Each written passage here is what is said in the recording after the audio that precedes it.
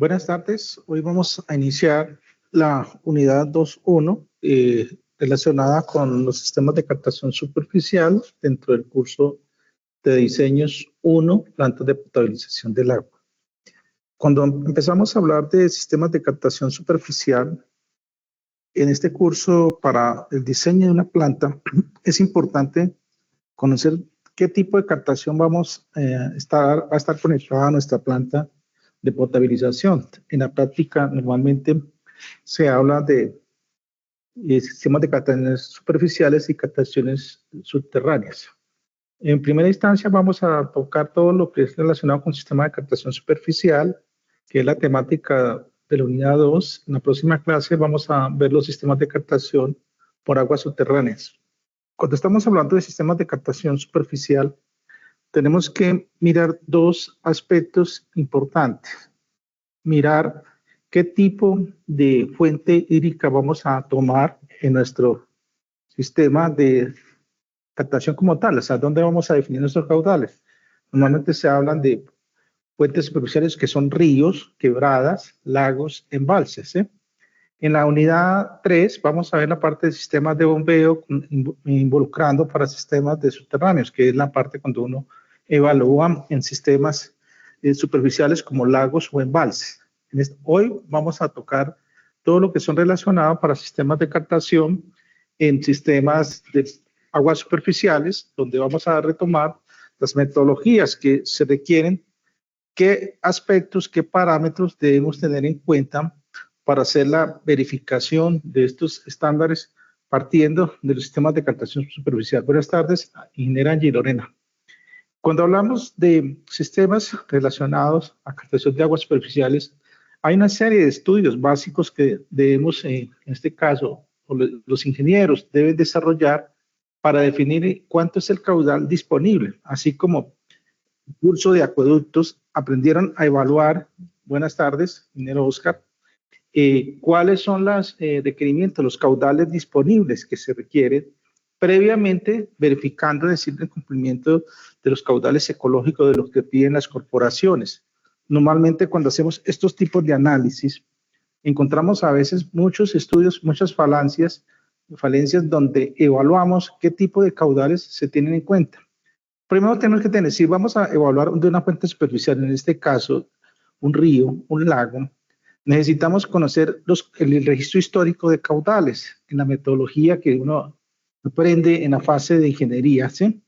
Es importante conocer estos tipos de registros de caudales que maneja el IDEAR o las corporaciones, partiendo de registros de las estaciones linigráficas o linimétricas. ¿Qué se toman allí? El registro histórico de los 12 meses del año, año por año, para evaluar cuál es el comportamiento de los caudales medios, máximos y mínimos, y definimos a través de un histograma el comportamiento. Normalmente nos puede indicar que la mayoría de estos análisis que vamos a encontrar pueden ser de tipos bimodales, monomodales o trimodales. ¿Qué quiere decir? Que vamos a tener una serie de picos relacionados con la variación de caudales. Entonces, primera base, cuando vamos a hacer un sistema de captación de agua superficial para garantizar que nuestra planta tenga ese caudal continuo, hay que hacer el análisis de caudales, lo que nosotros conocemos como la curva de calibración y la curva de duración de caudales.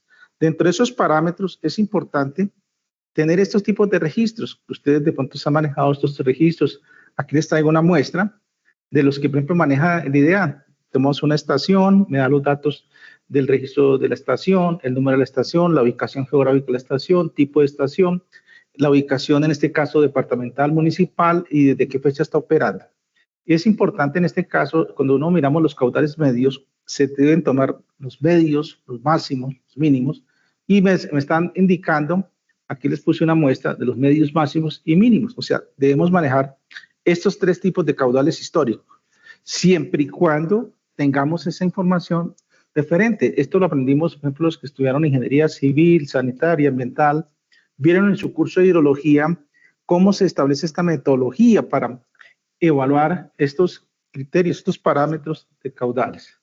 Una vez ya analizado estos análisis de caudales, que es importante, de una fuente, ojo, si la fuente hídrica no tiene registros linigráficos, linimétricos, aplicamos otra metodología por datos de precipitación. Primero vamos a ver las dos metodologías, que es uno, por la aplicación de datos históricos a través de lo que llamaríamos eh, hidrológicos de la fuente hídrica. Previamente, cuando hacemos esta verificación, hacemos una metodología, de pronto que ustedes han escuchado, que son pruebas de la Bose-Whistler o la caja de bigotes. En este caso, que es lo que uno evalúa, los análisis de consistencia, la parte de homogeneidad de los registros, sean históricos, si tienen 20, 30, 40, 50 años, dependiendo del reporte que tenga el IDEAN o la corporación. A la vez, estos gráficos nos permiten mirar las bases estadísticas, cómo es su dispersión, su simetría, y mirar cómo es la distribución de esas series a niveles de cuartiles, equivalentes en este caso para definir estos tipos de valores. Normalmente una presentación esquemática donde vamos a definir, en este caso, aquí pues un ejemplo de la estación La Virginia, donde tenemos, me reporta de una serie de datos, en este caso estamos hablando, por ejemplo, de 70 datos de un registro histórico de caudales, me reporta a la vez cuántos son los mínimos, cuántos son los máximos, me saca la mediana, la máxima y me evalúa. Entonces aquí me define los cuartiles, cuál va a ser las tendencias de los valores leves y los valores extremos. Esto ya, si ustedes manejan estadística, ya pueden hacer esos procesos a esos registros. Entonces aquí ya me define, en este caso estamos hablando de los cuartiles a condiciones mínimas y a condiciones máximas, que son los valores que me están reportando, y los promedios, con base al valor mínimo más pequeño y el valor extremo, o sea, más cuando se han presentado esas crecientes súbitas. Normalmente cuando hacemos estos tipos de análisis de la metodología Whisker, hacemos también otra prueba que es la prueba de los test de Kendall o Mann-Kendall, como lo llaman. Esta metodología me evalúa el registro de caudales totales, en este caso, teniendo en cuenta cuánto es la tendencia. Si tenemos una tendencia del 95%, ¿qué quiere decir para nosotros? El registro histórico que estamos manejando se ajusta a las circunstancias, a los parámetros estadísticos y a veces las mismas exigencias que nos piden las corporaciones o las empresas prestadoras de servicios públicos cuando uno evalúa en la parte de los sistemas de captación superficial de una fuente hídrica, en este caso un río, una quebrada. ¿Por qué es importante también en esto? Porque cuando uno mira el comportamiento histórico, en este caso esta prueba de Mann-Kendall, vamos a retomar todo el comportamiento histórico. Por ejemplo, aquí para este ejemplo lo tomé de 1975 al 2020 y me está definiendo cuáles son en este caso los datos de confianza a condiciones mínimas y máximas, y ahí me da unos valores esperados, en este caso del 95% al 99%. ¿Qué quiere decir? De este ejemplo que les coloco acá en la presentación, me está garantizando el comportamiento anual de cuáles son esas pruebas, en este caso ya teniendo en cuenta las pruebas de Kolmogorov-Smirnov, ¿no? O sea, son las pruebas de bondad donde hacemos esa verificación de caudales. A la vez también hacemos los análisis, cuando hablamos de una estación linimétrica tenemos registros de niveles. Cuando hablamos de estos registros de niveles, también se van a tomar los históricos medios, los máximos y los mínimos. Y nos va a tener una tendencia también muy similar al comportamiento de caudales, porque diríamos la relación de los caudales va a ser proporcional, es decir, directamente en este caso al comportamiento de las mediciones que se dan con base, si tenemos ya una estación más simétrica, linimétrica o linigráfica, me interpreta los valores y con qué es lo que se busca. Dice que los análisis de los niveles es similar a los caudales, porque todo está enfocado al régimen pluvial o de lluvias que tenemos en la zona. Cuando hacemos la curva de calibración de caudales, que esto es importante, acá hay una directriz que nos enseña. La curva de duración de caudales, en mucha literatura se hablan también de los gastos. A partir de una estación hidrométrica, inclusive en el protocolo de monitoreo y seguimiento de agua del IDEAN del 2007, ellos definen, que dice que es una curva definida de caudales a partir de unos registros hidrológicos, donde nos muestra la continuidad, en este caso la curva, y la vigencia, en este caso mirando las condiciones geométricas de la sesión. ¿Cómo se evalúa esas curvas? Esa curva, cuando la vamos a hacer en los análisis, tomamos los registros, que es importante, de caudales y niveles, o sea, el registro histórico vamos a tomar de los caudales y niveles y con estos graficamos y me va a dar una serie de puntos que van a estar dispersos, ¿sí?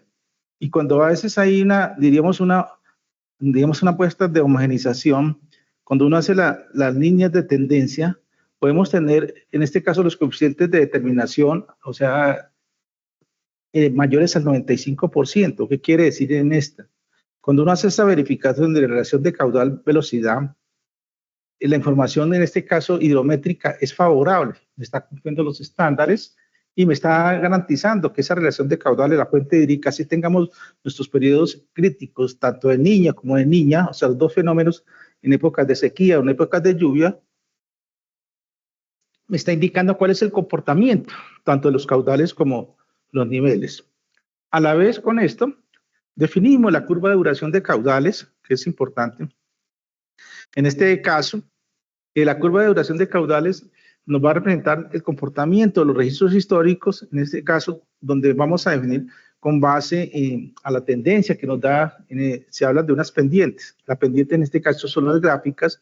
Cuando se hablan entre el 20 y el 70%, se dice que entre el 20 y el 70 se considera una excedencia. Y en este caso que representa, me está indicando que entre los caudales que se transportan, el caudal proviene de una escorrentía superficial. En este caso, cuando los valores son diferentes, podemos tener tanto una regulación de acuerdo a los criterios que nos enseñan en este caso los procesos de almacenamiento del comportamiento de un flujo subterráneo. Entonces, esa curva de duración de caudales tiene de esta tendencia. Cuando hacemos, dice que la curva de duración de caudales nos representa el comportamiento de flujo típico de un año, donde me va a referenciar cómo es el promedio. Por favor, apaguen ese parlante, por favor. Disculpe, profesor, ¿usted está proyectando algo? Porque no lo vemos. Sí, lo estoy proyectando. ¿Qué pasó? ¿No nos sale la imagen? ¿Me confirman, por favor? Sí, lo veo.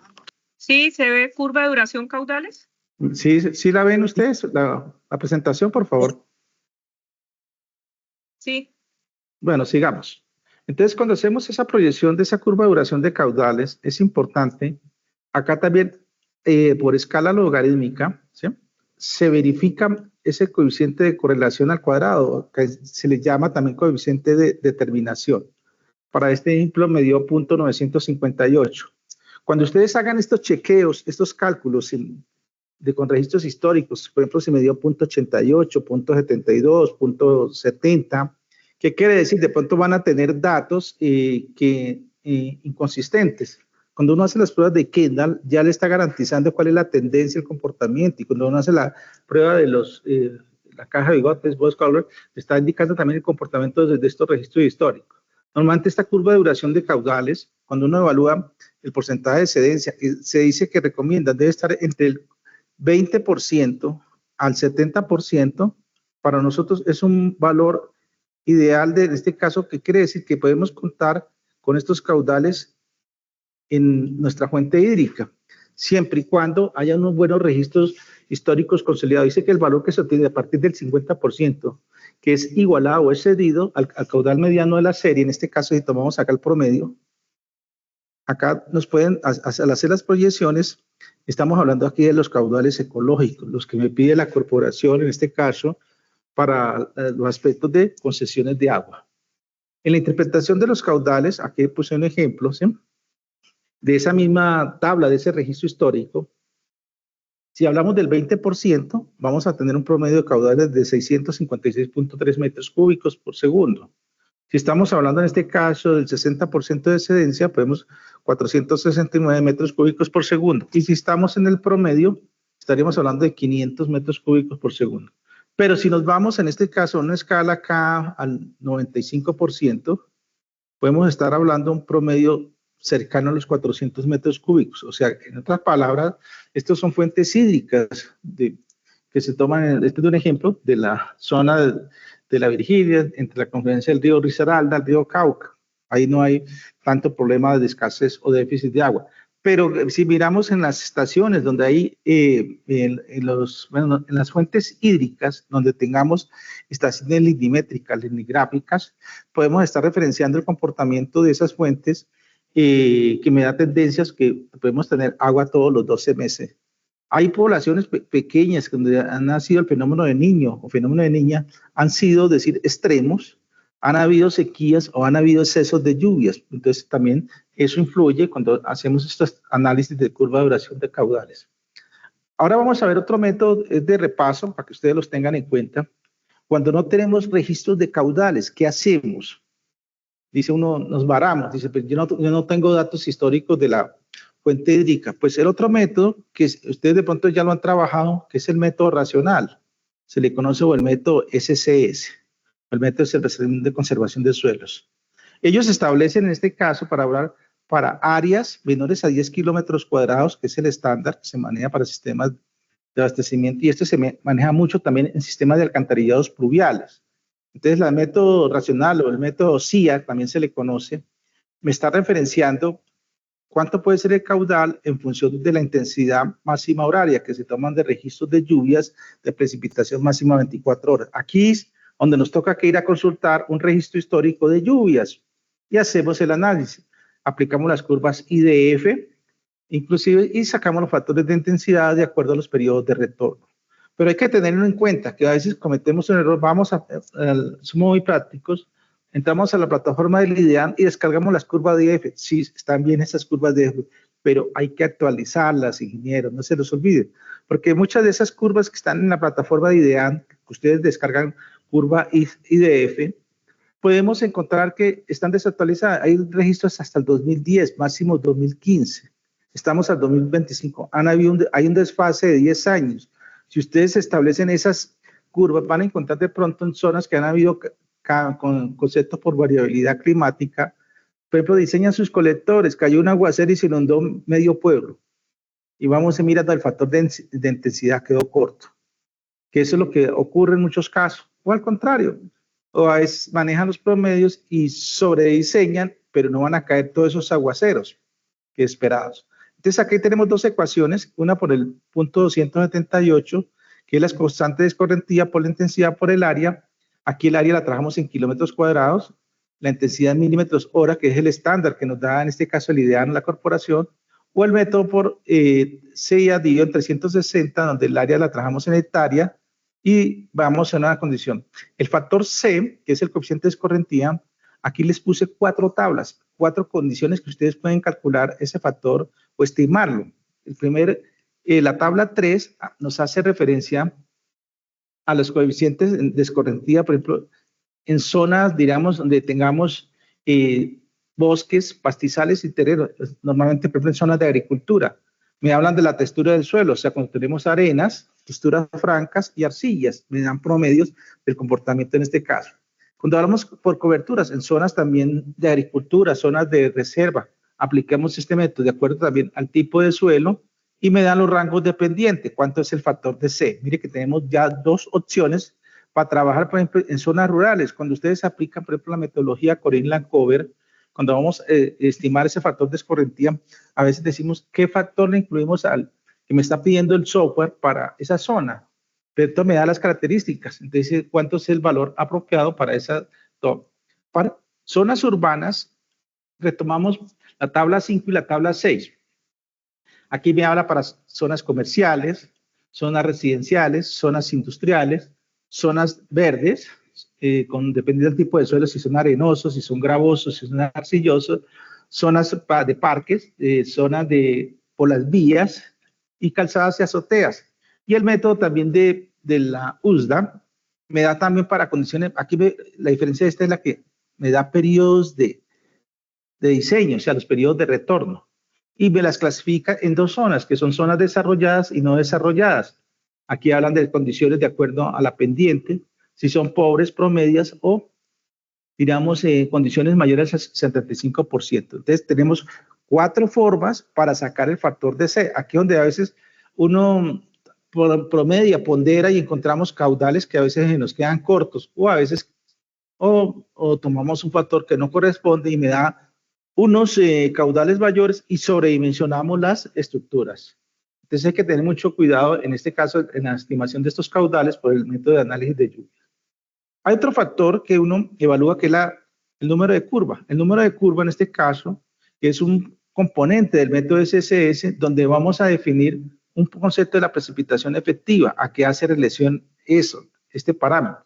Para definir en este caso cuánto es el porcentaje del agua aprovechable que llega en este caso a una zona que llueve. Normalmente para hacer estos estimativos se busca bajo el criterio de esa precipitación. Tenemos dos formas de calcularla. Uno, que la podemos estimar en función de la retención potencial máxima y miraremos la precipitación en este caso que se está dando para estimar de la efectiva la que se toma y podemos estimar ese comportamiento cuando uno hace esta relación de cuánto es la precipitación efectiva bajo este diagrama en función del tiempo y los incrementos o variaciones de las lluvias.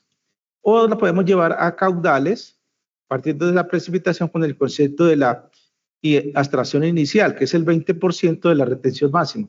Cuando hablamos de la abstracción inicial, es este concepto, que es cuánto se infiltra, podemos evaluarla en función del tipo de suelo que tengamos. Hay otra serie de ecuaciones que también la podemos ajustar en este parámetro. Cuando uno verifica esa precipitación efectiva, cuáles son las tendencias para evaluar esas precipitaciones de diseño. El caso del otro factor que es la humedad antecedente, en la norma también nos establece cómo las vamos a determinar. Acá se hablan de esa humedad antecedente. Si aplicamos el método de la USDA o el método SCS, entramos con las lluvias, se expresan en pulgadas y me da, en este caso, la precipitación directa o precipitación efectiva en pulgadas, teniendo en cuenta el número del CN. Este valor de CN está sujeto ¿a qué? Al tipo de cobertura y a las condiciones, en este caso, de humedades antecedentes. ¿Cómo se evalúan?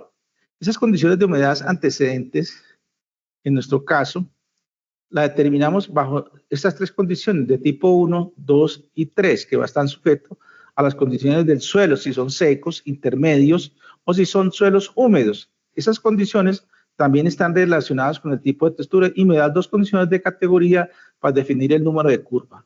Con estos parámetros vamos a la clasificación, en este caso que me dice la norma cuando vamos a hacer estos chequeos, que es importante. Miramos, en este caso, cómo está la humedad previa, si vamos a hacer estas medidas, si las trabajamos en milímetros, tenemos estas unidades, o las trabajamos en pulgadas. Hay dos criterios que tenemos que mirar, por ejemplo, si tenemos una estación inactiva o estación activa. ¿Qué quiere decir esto? Las condiciones de humedad del suelo. Si miramos los tipos de cobertura, que esto lo manejan mucho los ingenieros forestales, los ambientales, cuando hacen programas de revegetalización, restauración o la parte de microcuencas. En la parte nosotros podemos mirar esta condición también del grado de humedad del suelo. A la vez, cuando hacemos este chequeo, tenemos que tener en cuenta tres aspectos. Uno es el tipo hidrológico, el uso de la tierra de tratamiento y la condición previa de humedad. En estos tres parámetros evaluamos, nos vamos a las cuatro categorías que se establece por el grupo hidrológico, miramos qué tipo de infiltración predomina y si tenemos datos del comportamiento de infiltración o hay que hacer pruebas, podemos darla. O a veces con un mapa de suelos podemos tener una estimación, una aproximación de cuánto puede ser esa de categorización al tipo de suelo de infiltración que al grupo hidrológico pertenece, en este caso, nuestra zona donde estamos evaluando para, en este caso, el cuerpo de agua, a qué corresponde de acuerdo a esa clasificación hidrológica. ¿Por qué se hacen todos estos parámetros? Cuando hacemos la verificación del CN, nos vamos a una serie de tablas donde tenemos que mirar las condiciones de esas escorrentías, mirar el tipo de uso de tierras, si son tierras cultivadas, si son zonas de pastos, si son bosques, si son áreas, si zonas verdes desarrolladas por el desarrollo urbanístico. Miraríamos si son zonas residenciales, zonas de parques, vías, carreteras. Entonces aquí, con estas cuatro categorías de estos grupos hidrológicos, me da un valor de CN, que es el que determinamos en función de pendiente, el tipo de suelo, la infiltración en general. Acá para la zona, por ejemplo, rurales, podemos trabajar también esta tabla, la 10, donde me define, de acuerdo a los tipos de suelos, si son más en agricultura.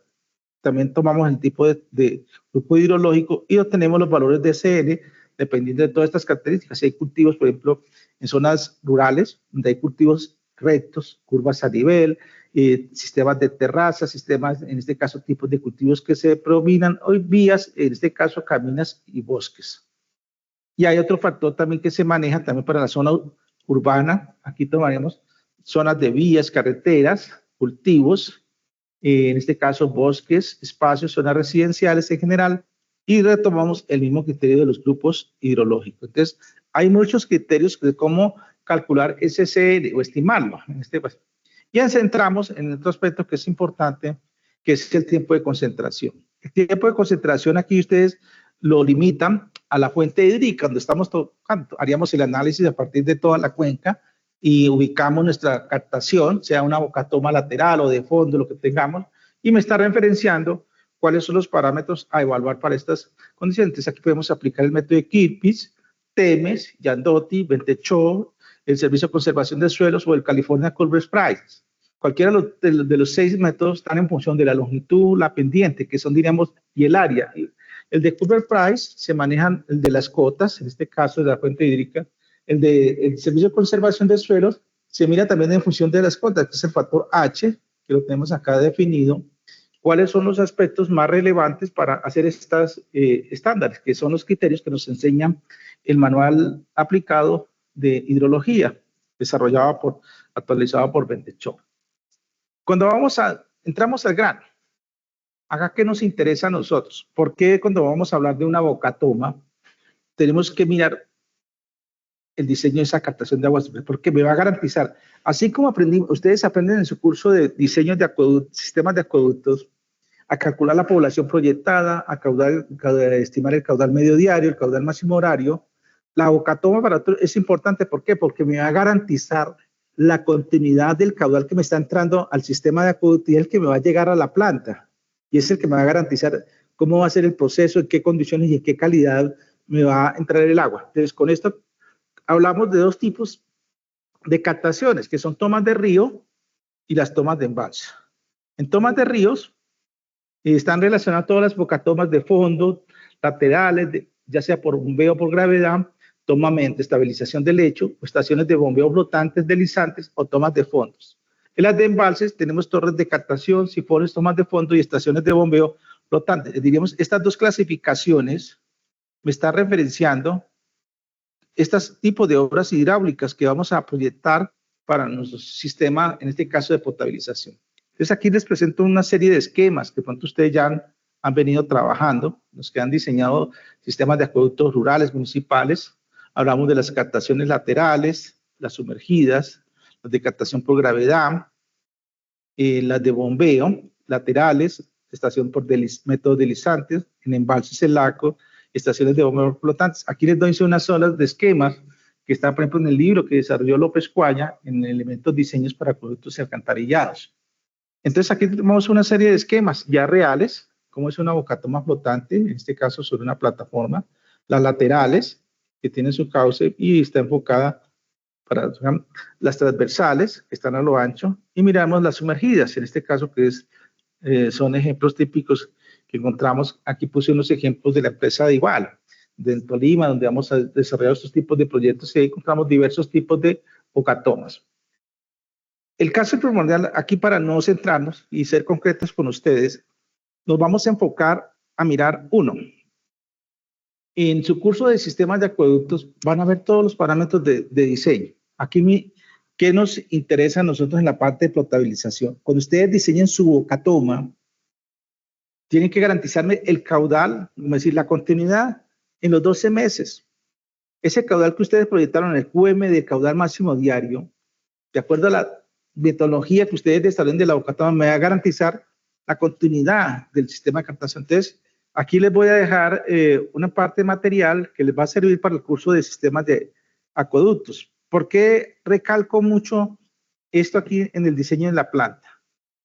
Uno hace la bocatoma, su aducción, su desarenador. A partir del desarenador, para mí, inicia la planta de potabilización. Ese trayecto importante entre la bocatoma y el desarenador, en las sesiones hidráulicas que ustedes proyecten, diseñen, evalúen, optimicen o amplíen o modifiquen, me está garantizando es el QMD que hemos proyectado y con ese se va a diseñar la planta. Si dejamos un QMD sobredimensionado, ¿qué quiere decir? Las estructuras me van a dar grandes y los caudales no van a concordar con las capacidades de los tanques. Entonces vamos a encontrar la norma en los sedimentadores y los floculadores, bordes libres de 40 y 50 centímetros. ¿Qué pasó? El caudal, en este caso, los mínimos mal calculados. O al contrario, encontramos bordes libres en floculadores, sedimentadores de 5 centímetros. Cae un aguacero y rebose. ¿Qué pasó? Le dimos unos valores en la estimación de los caudales máximos por encima de los proyectados que dan del registro histórico. En eso hay que tener mucho cuidado cuando uno evalúa ya las estructuras como tal. Hay otro aspecto importante a tener en cuenta cuando hablamos de las bocatomas de fondo, tener todos estos componentes, evaluarlos. Su ASUS, en este caso estamos hablando sus soleras, los solados, las cámaras de recolocación, las compuertas, la conducción y sus trampas de gravas o de arenas que llaman. En este aspecto es importante cuando hablamos de una toma de fondo tipo Tirol, en este caso, que es la que encontramos el estándar. En muchos casos, en pequeños acueductos se manejan estos tipos de estructuras acondicionadas, donde me va a referenciar cuál es el comportamiento mínimo a tener en cuenta. Cuando hablamos de esas tomas de fondo, acá hay una estructura básica que a veces no le damos la importancia, que es la bocatoma de fondo. El vertedero debe ser de tipo Krieger. Cuando uno diseña este QMD, que lo aprendimos a calcular, me está garantizando acá en estos diseños la captación, el caudal que me va a entrar continuo a la planta. Si a veces nos desfasamos o a veces sobredimensionamos la estructura, ya es criterio del ingeniero para crear lo que nosotros llaman ustedes las mayores cantidades de obras o los precios no previstos. Eso ya, pero a veces hay ciertas condiciones, ciertos requerimientos por qué fallan estas estructuras. A veces cuando las dejamos cortas, viene una creciente súbita, se llevó la bocatoma, la partió, la arrastró, la corrió, lo hizo socavamiento. Eso podemos encontrar de estos tipos de componentes. Entonces aquí les queda ya el paso a paso, cómo evaluamos, en este caso, las longitudes de la cresta, los caudales máximos. No lo vamos a centrar, les dejo aquí la metodología que ustedes deben tener en cuenta con qué finalidad. Del sistema que ustedes vayan a captar por fuentes superficiales, me garantice el caudal de diseño, que ya son parámetros donde ya conocemos estas metodologías. Hay varios autores, está López Cuaya, Romero, Jorge Pérez Arboleda, está también Materón. Inclusive ellos todos homologaron, es decir, los estándares que nos enseña la AGUA, la Asociación Americana de Aguas o Acueductos Alcantarillados de los Estados Unidos, que hicieron una homologación, una transcripción de la norma, en ese caso, y la llevaron al RAS, que todos conocemos, del RAS 2000, después al 2005, 2010, 2017, cuando salió la resolución 330, que ya se hizo, decir, más ajustada y más sólida, y ya con algunas modificaciones en la resolución 799 de 2021. Pero hay que tener en cuenta ustedes una cosa, que a veces nos olvidamos, bueno, en la vereda, en un municipio, ¿bajo qué directriz trabajamos para diseñar nuestros acueductos? La resolución 844 del 2018, que es el RAS rural, para los acueductos veredales o pequeños municipios, cuando hablamos poblaciones pequeñas a menores a 15.000 habitantes. Inclusive cuando se hablaba de la anterior versión, cuando uno hablaba de los niveles de complejidad, hablaban hasta niveles bajos y medios, o sea, hasta 12.500 habitantes. Entonces aquí ya hay otro factor importante que uno evalúa, es el número de flow. El número de flow me está indicando el comportamiento de la velocidad que está entrando acá a la planta, a la línea del tanque, a la bocatoma y a la línea de adducción, y es la que me va a llegar al deserenador, con base, en este caso, a las láminas críticas que tengamos en la línea de adducción, si sea un tanque o si sea una tubería parcialmente llena, la altura o lámina del agua. Hay unos parámetros cuando uno evalúa el F, en este caso, más en canales, cuando tenemos el valor de F, por ejemplo, si me dio 4.5, esa relación radio puede estar dando de 1.6 a 1.8. Mire que son valores sencillitos para emplear estos tipos de nomogramas, que es el nomograma para vertederos de cresta ancha desarrollado por Foster y Scringer. Acá de una vez hacemos los cálculos máximos de resaltos, donde vamos a venir por procesos iterativos para sacar, en este caso, las profundidades de flujos de amortización y las longitudes del pozo. Hacemos un chequeo del diseño en la parte de altura de los muros, con esto caso para evaluar con base a la altura máxima y el borde libre. Ojo, siempre el borde libre se considera, en la práctica uno de ellos hablan el 20 al 30% de la altura máxima que se tenga. El esquema del vertedero de Krieger, en este caso se centra, y en muchos casos lo manejan también para las mezclas rápidas, pero ya dentro de un componente en un canal. Pero el Krieger aquí en este caso es lo que uno evalúa en las sesiones de control, cuánto es la variación de las cargas, en este caso las láminas a función de las longitudes y cuánto va a ser el caudal que se espera, que se capte, se almacene y cuánto va a ser el que se descarga. En el canal de adducción, se considera en este caso los parámetros cuando uno va a evaluar cuál es la condición, si es tipo de un canal, normalmente se maneja rectangular o tipos circulares y se hablan de velocidades entre 0.7 y 2 metros por segundo. Entonces, cuando uno en la práctica, uno ve muchas aducciones son canales rectangulares, donde uno mira cuál es la condición de ese muro de confinamiento, las cuotas máximas, las mínimas, las alturas de la lámina, calculan su velocidad por Manning y hacen los chequeos respectivos. Ya despejan los análisis de velocidad, calculan los radios hidráulicos y miramos las condiciones de las formas de, en este caso, de velocidad que se establece bajo el principio de Chesi-Manning. Acá sí vamos a aplicar en este caso Manning. Aquí les queda unas tablas de los factores de rugosidad para evaluar fuentes hídricas. Normalmente cuando hacemos este Manning, acá encontramos, por ejemplo, cuando tenemos materiales en el cauce, en el río, me dan condiciones mínimas, medias, máximas. O sea, qué tipos encontramos: rocas, canales en tierra, canales en regular estado, concretos, gaviones, ladrillo.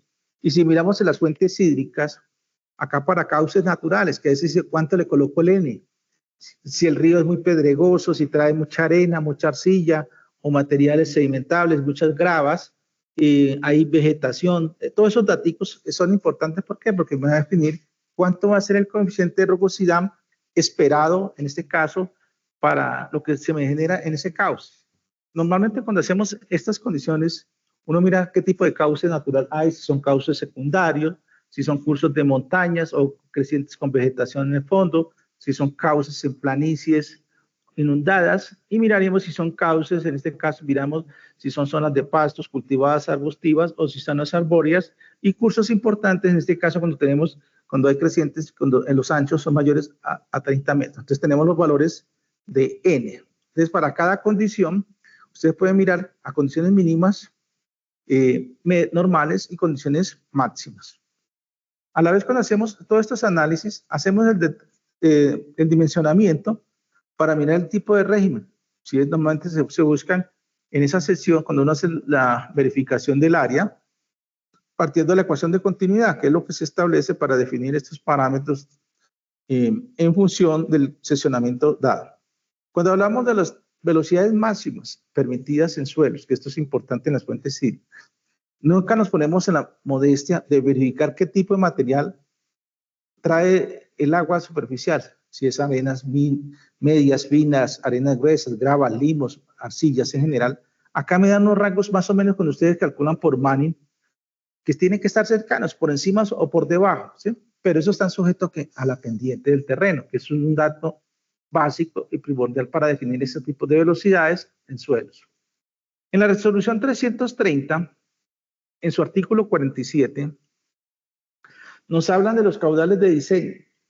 Entonces aquí dice, para fuentes superficiales se considera hasta 2 veces el caudal máximo diario, pero cuando tenemos fuentes constantes los 12 meses del año, agua continua. Cuando tenemos déficit, nos toca solo diseñarlo con un QMD.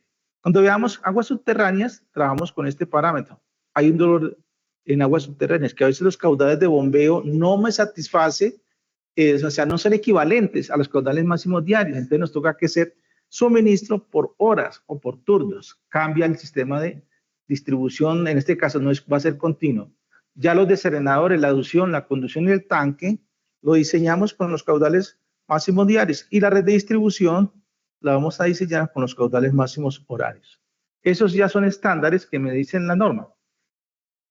Cuando uno evalúa, acá es importante, hay que hacer un pretratamiento, similares en aguas residuales, que es la remoción de material flotante. Una quebrada siempre me trae basura, plástico, todo lo que se vierte, o sea, aguas arriba de la bucatoma. Ahí vamos a encontrar todo esto. Hacemos también remoción de material en suspensión, se hace valoración de los procesos de oxidación para mirar si traen, en este caso, cuando hay vertimientos, escorrentías de yacimientos mineros, aguas arriba de una bucatoma. Y la parte de lo que es la remoción, olor y sabor, que esto es importante también en la calidad de agua, cuando por ejemplo se manejan esos vertimientos que se dan, por ejemplo, en las producciones agroindustriales, los tanques piscícolas, los galbordes, las porquerizas, todos esos valores variables, perdón, me están haciendo decir un vertimiento que puede generar olor y sabor. La minería también, cuando pasan ciertas formaciones calcáreas, sulfatadas, también me generan olores y sabores en el agua. Cuando hacemos una verificación, que es importante en la fase de prelimpieza, son las rejillas. Cuando hablamos de cómo se diseña. Acá hay una serie de datos que tenemos que tener en cuenta. La inclinación, me hablan que el tramo es entre 10 y 20% en la dirección de aguas abajo y un 70 o un 80% de inclinación con respecto al horizontal. Ahorita vamos a mirar ese chequeo. Los barrotes se manejan rangos, en este caso, entre 75 y 150 para gravas y entre 20 a 40 milímetros para cuando están manejando gravas y arenas gruesas. Los anchos de la rejilla va a depender de acuerdo a la estructura de captación, de acuerdo al caudal mínimo en la fuente. Las pérdidas menores, ustedes ya lo tenemos a calcular, la ecuación básica que aprendimos en hidráulica, este KM, aquí va a estar sujeto esas KM en función bajo esta ecuación, que está en función del espesor, el tipo de barras y la separación. Y el factor beta, vamos a mirar también el dimensionamiento que se establece bajo estos criterios. Nos dan las sesiones AB y normalmente en la práctica ustedes van a encontrar barras cuadradas y barras circulares. Digamos, los dos extremos. Las otras ya, si estamos decirte, a las ciudades urbanas, se manejan estos parámetros que son los favorables para hacer estos tipos de análisis. Y ya hacemos mantenimiento y vamos a un ejemplo. Entonces aquí les va a quedar un ejemplo de chequeo. Vuelvo y yo les recalco, no es que de pronto van a decir que ya lo vieron en el acueducto, aquí es importante, es el componente primordial en la planta, garantizar que la estructura, en este caso de captación-aducción, haya una estabilidad que me garantice el caudal a la cual vamos a diseñar la planta. Eso, por ejemplo, para los acueductos pequeños, veredales, que se venden ya las plantas compactas, ustedes hacen ese análisis de la bocatoma y ponen la aducción, te le va a decir allá el que le va a suministrar la planta, ingenieros e ingenieras, cuánto es el caudal que están captando, cuánto es el histórico, cuánto es el periodo seco, en periodos de lluvia, le hacen esas preguntas. Entonces a veces nos toca hacer esos tipos de análisis de la estimación de caudales, así haya una estación de información lineográfica, lineométrica, o si no, por datos de lluvias. Entonces, aquí tenemos un dato de un acueducto pequeño a escala, donde hablamos de poblaciones entre 2.000 y 6.000 habitantes. Tenemos el caudal máximo, en este caso, calculado, el caudal del río, condiciones secas, medias y el ancho del río. Lo primero que uno evalúa es la verificación de las láminas.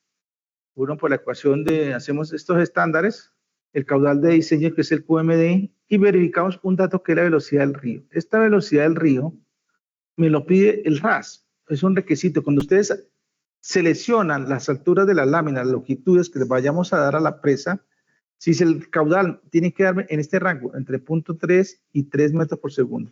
Si el valor me dio 0.25 o 3.2, ¿qué quiere decir? Que debo corregir este factor L. A veces pueden ser, cuando uno mira la relación caudal-longitud, este valor me puede estar variando, ¿sí? O el H que hayamos estimado, que ese es otro parámetro cuando uno lo calcula, las láminas de entrada. Una vez ya diseñamos la rejilla, que ustedes ya conocen esta metodología, hacemos las dos ecuaciones para evaluar las fluctuaciones, en este caso de las láminas internas, en este caso dentro de la rejilla y la tanquilla, y miramos la inclinación que hablaban del 20%, hacemos la equivalencia y me da el 0.08, que es el porcentaje por el ancho, en este caso de la sección de la zona de la rejilla o tanquilla donde vayamos a ubicar. El H va a ser la altura de la lámina de entrada a la rejilla. Ya ahí mencionamos la rejilla, hacemos todos los parámetros, sus espaciamientos, grosores, del tipo que se haya diseñado. Hay que tener en cuenta cuando nos dan valores menores a 0.70, medio 0.40, 0.50, 0.60 aproximados. A partir de 0.70 está bien concebida en función al ancho del río. Entonces ahí me están diciendo cuánto es el número de orificios que va a tener la rejilla, su longitud, el espaciamiento, el grosor, y miraríamos en también la condición de los niveles aguas abajo, aguas arriba, que son en función de las ecuaciones de variación de caudales, alturas de las láminas y los anchos, secciones de la ubicación de la rejilla y zona de tanquilla. Evaluamos también las inclinaciones y las pendientes, que en este caso ajustamos y consideramos nuestro borde libre. Al calcular todas estas variaciones de láminas, que es importante para nosotros, hacemos un chequeo para mirar cuál es la velocidad final y volvemos al mismo criterio. Debe ser en ese rango, hacia para el río, debe estar entre el punto 3 y 3, pero en este caso casi duplica la que evaluamos en la bocatoma. Entonces ya nos queda el perfil, en este caso cuando uno evalúa de aducción, con su altura lámina, sus bordes libres, la altura de entrada, la altura de salida, variación de las láminas de caída, la condición inicial y el borde libre. Estas sumatorias podrían dar, cuando uno hace los comparativos, a este dicen no, que tienen que darnos iguales, no, porque cambia por la pendiente que me está referenciando cuál es la tendencia que tenemos que establecer. A la vez hacemos los cortes definimos aguas arriba, cuánto van a ser las velocidades, aguas abajo, lo que varían son las láminas, y en este caso el borde libre se mantiene constante, y aquí se tiene en cuenta en las aguas abajo la inclinación, en este caso de la estructura, en este caso de la rejilla. El diseño de la cámara de recolección, partimos de las mismas ecuaciones que evaluamos para las rejillas, y aquí lo que uno estudia es cuánto es el ancho de la cámara. Normalmente cuando hacemos esos parámetros, esos chequeos, el BM, volvemos acá a la presentación, es la velocidad que hemos estimado, en este caso, al final del canal. Con ese BM, vamos acá, lo reemplazamos para cada condición. Y calculamos H. Y miramos, hacemos los cortes de cámara, en función de cuánto es la velocidad, en este caso al final de la cámara, la que me va a llegar al deserenador. Previamente, aquí iniciaríamos una pre-PETAT, o sea, un preinicio para el proceso de potabilización. Cuando ustedes ya garantizan este proceso, estas láminas, cuando uno hace los chequeos y cuando se construye el sistema de acueducto, me está referenciando cuánto puede evacuar sus aguas. Y obtenemos ya, hacemos el cálculo de las alturas de los muros de contención. Acá es un dato importante, que yo se lo recalco mucho, y lo dejo aquí entre paréntesis. La cota de fondo tenemos que estar en la ubicación de la bocatoma. ¿Cuánto es la altitud? No es lo mismo tener una bocatoma, pongamos, nos vamos para Melgar, 300 metros. Si estamos en Bogotá, 2.650. Miren que cambian las altitudes, eso van a variar las presiones. Miramos las condiciones de las láminas. Estos H's que están acá son los HE, los HC y los HA que hemos calculado. Para el diseño, el promedio, las máximas, el fondo de aguas arriba. Entonces me están dando estas cotas para que también las tenemos que entregarla cuando hacemos los perfiles detallados para la fase constructiva. Ya miramos la parte de lo que es la cámara de recolección, la tubería de excesos y nos queda el perfil. En este caso son las variaciones, en este caso me da las cotas del nivel de diseño, el nivel promedio y las condiciones de que trabajar a nivel máximo. Estos tres valores me están indicando cómo va a ser la fluctuación de la operación en esa bocatoma de acuerdo al caudal que me está llegando. Hay periodos secos que se baja un 30 o 40 hasta un 70% de los caudales que normalmente encontramos para hacer estos tipos de verificación a nivel de diseño. Ya hacemos ya el resultado de planta, cómo nos queda la bocatoma con todas sus mediciones y miramos en este caso los escalones, la entrada, la salida, la aducción como tal y las unidades de compuertas. Ya dentro de la fase evaluamos las condiciones de la altura de muros de contención, miramos la parte de captación, hay un factor de exceso de que en este caso va a ser constante, que es 0.3, y me define cuánto es el caudal descendente, con qué parámetros se busca. Evaluamos las velocidades de excesos, la altura de excesos, y con esto establecemos cuánto va a ser el diámetro, en este caso para definir la tubería de excesos. Partimos partiendo de la ecuación de las longitudes equivalentes, los J. Para pérdida de cargas, aplicamos la ecuación de Hansen-Williams de longitudes equivalentes, despejamos diámetro y me da, para este caso, para un desagüe de 12 pulgadas. Acá es importante tener en cuenta, para estos aspectos, cuánto es la cota de entrada, la cota del río que se entrega y la cota de salida. En este caso, el punto del río depende de la distancia que tengamos, en este caso, aguas abajo, debajo de la captación. Acá les puse una tabla de Recordelis, donde manejamos el patrón de Hansen-Williams. De acuerdo al material, podemos establecer en este caso, si tenemos PVC vale 150, si tenemos en este caso hierro galvanizado 120, si es en este caso aceros, hierros dulces que van de 55 hasta 130. Dependiendo, en muchos sistemas de acueducto tenemos instalados estos parámetros. Hay otros aspectos que ya para cerrar, que es la toma lateral.